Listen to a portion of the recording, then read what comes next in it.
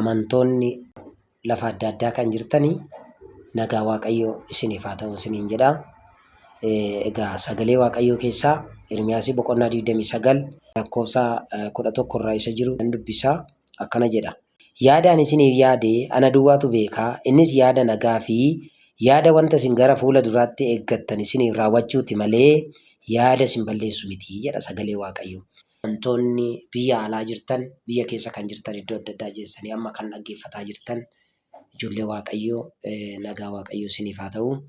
Ergaan asirraa amma isinii dabarsuu barbaadu. Wanni Waaqayyoo karaa adda addaati Waaqayyo hidhaa namaa hiikuu waan danda'u sagalee Waaqayyoo hin dubbataa. Yaada Waaqayyoo immoo Waaqayyo duwwaa beeka malee namni beekuu hin danda'u. Kanaaf sagantaaleen keenya dhaabbataan sanbata guyyaa guutuu sagantaa addaa waan qabnuu fi namoonni kadhannaa barbaadan sanbata gizeedhaan dhuftanii teessoo akkasiin qabattan isiniin jedha. Roobii dhufu namoonni kadhannaa adda addaa waan irratti isinii kadhatamu barbaadan, dhukkuboota adda addaa illee kan qabdan, hojiin karaa hojiitiin rakkoo addaa kan qabdan, namaaf illee kadhachiisuu kan barbaadan, lafa adda addaa teessanii kadhannaa kana hordofaa kan jirtan namoonni akka gara kanatti dhufanii isaaniif kadhatamu akka taasiftan isiniin jedha. Roobii fuula keenya dura jiru kana sagantaa addaa waan qabnuuf namoonni dhuftanii akka sagantaa keenya hirmattan, gaafa dhuftan immoo waan irratti isinii kadhatamu keessattuu namoonni bishaan qabattanii yoo dhuftan, bishaan aayilaandii mana keessanii fudhattanii yoo dhuftan irratti isinii kadhannaa. Gaafa lafa kana dhufu guyyaa sana lakkaa bishaan fidadhaa kottaa irratti isiniif kadhatamaa jedhan raajii. Asumatti raajiin irratti kadhatanii ajaja baasan. Isa dura maaltu jira? Lafatti hojii hojjedhan ture mana uffataa. Achi akka tasaa ta'e guyyaa sana hin diigama ture, gara olii fooqii irratti hin darbee. Gaafa achi irratti darbuu hin jiru ture. Hojjetamu akka duraa jecha. Achi booda bishaan kana amanee fudhee deemeen nan firfirse. Guyyaama sanatti jecha addumaan Waaqayyo hojii naaf hojjete.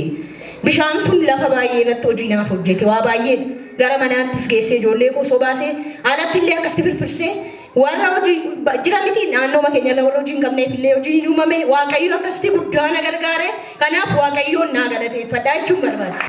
Tokko tokko keessan irratti isinii kadhannaa suuqii keessaniitiif, hojii keessaniitiif, jireenya keessaniitiif waan barbaaddan hundumarratti waan isinii kadhannuuf qabattanii akka dhuftan isiniin jenna. Akkasumas immoo jimaata dhufu sagantaan keenya sagantaa addaati.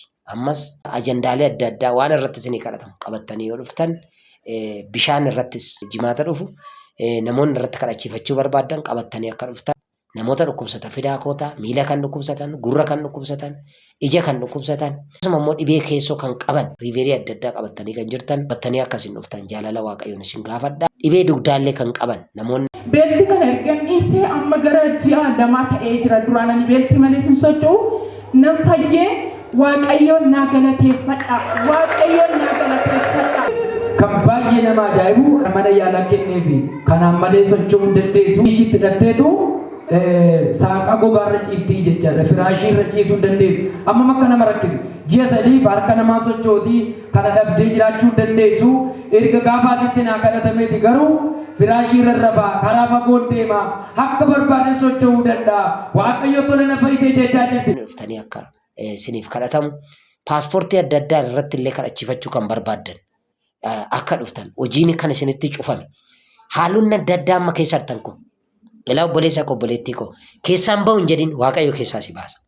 Wanta amma keessa jirtu kana keessaa Waaqayyo si baasa. Maaliif yaada Waaqayyoo beekuu hin dandeessu? Aangoo guddaa qaba Waaqayyo. Bahaa amma keessa jirtu kana keessaa si baasa. Hidhaa kee hiika Waaqayyo. Hin gammadda galateeffannaadhaan dhufta. Koosiifaa kadhatamu hin argita Waaqayyo waan dinqii hojjeta waa'ee keef. Waan sitti ulfaate sirraa harcaasa Waaqayyo. Ba'aa sirra jiru ilaa qulqullaa'e kottu malee qalbii kee diddiiradhu kottu malee waan si rakkise kana furmaata hin argata. Falli keenni guddaan jireenya keetiif Kiristoos duwwaadha. Kanaaf namni hundumtuu yoo dhuftan isinii kadhannaa Waaqayyo mana keessan jireenya keessan lafa jirtanitti isin haa eebbisu. Eebbifamaa barri keessan haa eebbifamu. Nagaa argadhaa lafa jirtanitti Waaqayyo isin haa eebbisu. Ameen.